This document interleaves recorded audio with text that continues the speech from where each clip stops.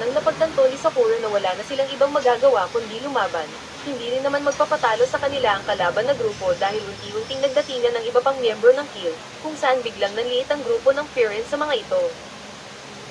Sinabihan ni Sakura ang kanyang buong grupo na umupo na lamang dahil kaya na raw niya ito ng mag-isa, ngunit hindi pumayag ang kanyang mga kasama na siya lamang ang maging astig sa palabas dahil handa rin silang makipagpalitan ng mukha sa mga ito.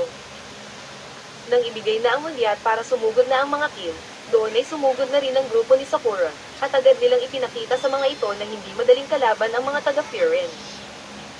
Habang nanonood ang leader ng Kill, napansin niya agad kung sino ang 5 pinakamalakas sa grupo ng mga bida, kung saan kasama roon si naman ni Sugishita ang pandak na si Taishi Magami, at si Hansuke Tone naman, ang makakalaban ni Suho.